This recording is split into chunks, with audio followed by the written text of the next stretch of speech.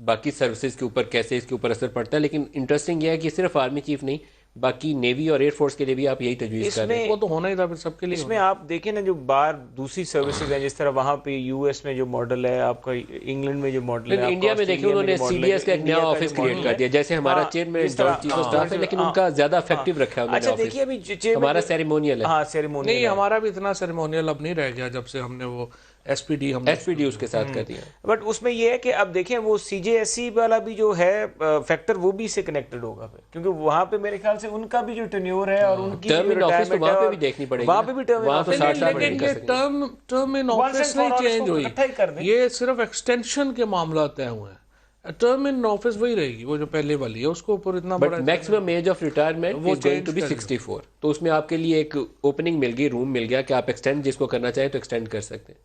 हाँ, उतना एक्सटेंड अगर आप करना उतना एक्सटेंड करना चाहें तो वो मिल जाएगा। हालांकि वो फ्रैंकली आर्टिकल 243 में अनलिमिटेड पावर थी, अनलिमिटेड की। वो इन्होंने जो सुप्रीम कोर्ट की इंटरप्रिटेशन है, जैसा मैंने अर्ज किया कि मैं उससे इत्तेफाक नहीं करता। आपने अभी शुरू में इब्तदाई जुमले में एक लफ्ज इस्तेमाल किया कि ये ग्रैब करने की कोशिश है कि हमारा इख्तियार क्या ज्यादा, ये इंस्टीट्यूशनल एक टर्फ है, टर्फ चल रही है, टर्फ चल रही है between the judiciary, military establishment and the executive. हम में सब में ही चल रही है। 4 महीने जो इदारे गए हैं ना, फ्रैंकली अपोजिशन में, गवर्नमेंट में, जुडिशरी में, ये पाकिस्तान के अंदर हम एक हमारा एक जिसकी वजह से ना प्रॉब्लम क्या हुई है, जो मैं आज भी हमने बात की थी, हम अपने मीडिया को देखें, हम अपने जो हमारे लोगों को देखें ना, हमारा एक डिस्कम्फर्ट है। हम लोग सारे बड़े बेचैन से हैं कि ये मामला क्या है, ये नहीं हुआ, वो नहीं हुआ, क्योंकि हम लोग इस टसल में पड़े हुए हैं।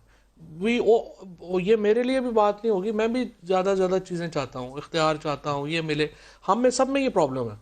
एक और बड़ी आज की इंपॉर्टेंट स्टोरी है, मैं आपसे भी चाहूंगा बोलें तो। मैं एक चीज़ और तजवीज़ देना चाह रहा था कि जिस तरह ये बात करें ये दुरुस्त है, इसमें ये चाहिए कि ख़ास तौर पे कॉन्स्टिट्यूशन जो है, इसमें ना मल्टी पार्टी एक लेजिस्लेटिव हमें बनाना चाहिए, बल्कि बना भी है पार्लियामेंट का, शायद सेनेट और नेशनल असेंबली का अभी तक नहीं इकट्ठा बना।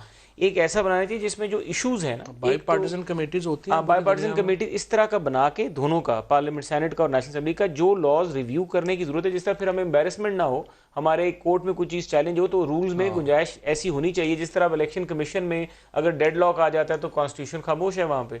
इस तरह की चीज़ें कई हैं जो हमें बैठ के रास्ता दिखा सकें कि कैसे